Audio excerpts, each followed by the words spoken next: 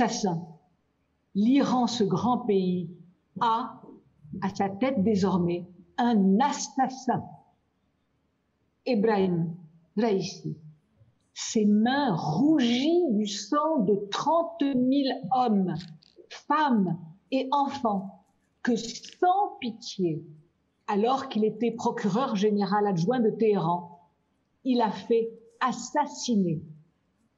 C'était en 1988, pendant l'été. Depuis ce funeste été, aucune condamnation internationale n'est intervenue.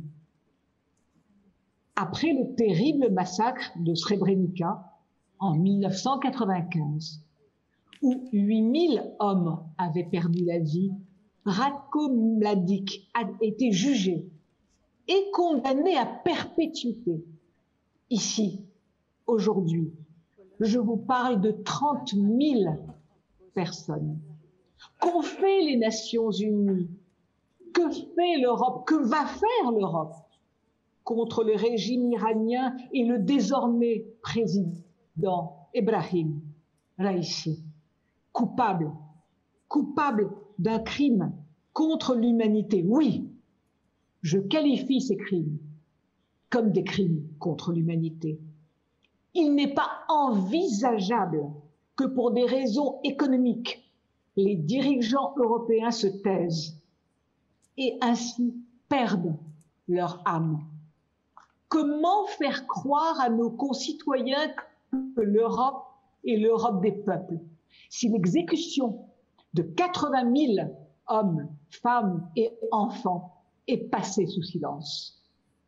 La Fédération des barreaux d'Europe, que je représente, forte de près de 1 million d'avocats, défend et défendra toujours et partout l'état de droit, les libertés fondamentales, le droit pour chacune et chacun d'entre nous d'exprimer librement ses opinions sans crainte pour sa vie, de bénéficier d'un procès équitable. Ce qui est arrivé à nos portes peut un jour se produire chez nous. Il n'est pas envisageable de ne pas réagir. En mai dernier, comme bien d'autres, j'ai sollicité du haut-commissaire aux Nations Unies que soit créée une commission d'enquête afin de faire toute la lumière sur ce massacre.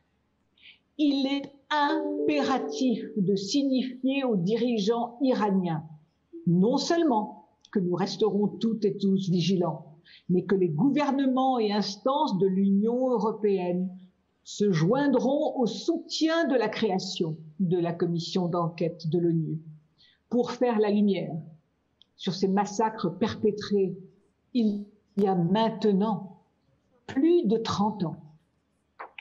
Je me souviens de ce poignant rassemblement organisé par le Conseil national de la résistance iranienne et surtout par son comité des femmes, que je salue là. Et j'en profite aussi pour saluer Madame la Présidente, Madame Mariam Rajavi, l'infatigable présidente.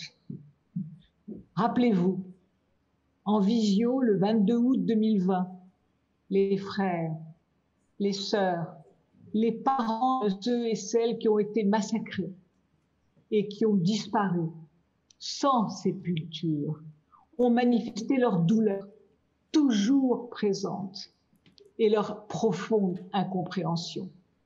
Par son silence, l'Europe devient complice des meurtriers. Nous, avocats d'Europe, ne pouvons nous taire et par notre silence, nous devenir également complices. Il est plus que temps que l'Union européenne mette fin à son silence assourdissant. Faute de le faire, les instances européennes perdront toute légitimité face aux populations qui les regardent. Il est grand temps qu'elles se réveillent.